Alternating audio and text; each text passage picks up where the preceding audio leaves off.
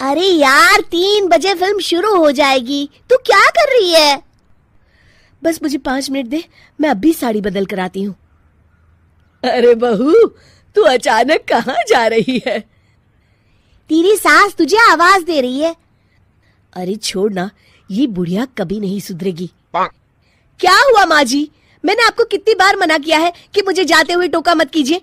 मैं फिल्म देखने जा रही हूँ। तू अभी चली जाएगी तो मेरे लिए खाना कौन बनाएगा बहू? सुबह से भूखी बैठी हूँ। अरे माँ जी, आप कौन सा घर का काम करती हो जो आपको भूख लगी है? अच्छा, मुझे देर हो रही है, चलना रीटा। अंजलि के जाते ही सीता देवी अपनी किस्मत को कोसते हुए सारा दिन घर में भूखी बैठी रहती हैं।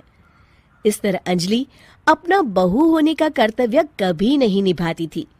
वहीं दूसरी तरफ अपनी सास के खाते से पैसे निकाल के अपने शौक पूरे करती थी। लेकिन सीता देवी इस उम्मीद पर थी कि एक दिन उसकी बहू सुधर जाएगी। फिर एक दिन सीता देवी की जुड़वा बहन गीता देवी वहां आती है। अपनी बहन को घर के काम करते हुए देख गीता देवी आग बबूला हो जाती है। अरे ये सब यहाँ क्या चल रहा है सीता?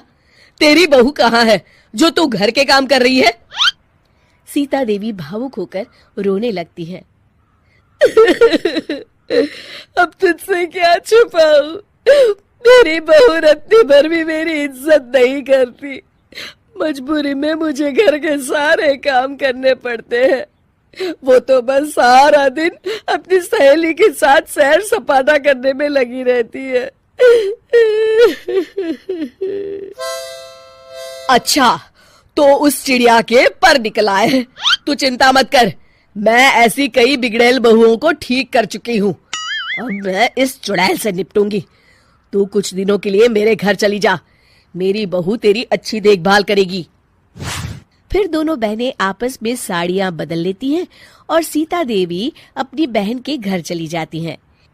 देर रात अंजलि जब घर आती है तो अपने कमरे का नजारा देख उसकी आंखें फटी की फटी रह जाती है। हे राम, मेरे कमरे का एसी कहाँ चला गया? और मेरा 56 इंच का एलईडी टीवी कौन ले गया? अंजलि तहस के साथ अपनी सास के कमरे में जाती है। तभी वो देखती है कि उसके कमरे का एसी और टीवी उसकी सास के कमरे में लगा है और गीता देवी आराम से एसी की हवा खाते हुए सास बहू सीरियल का मजा ले रही हैं।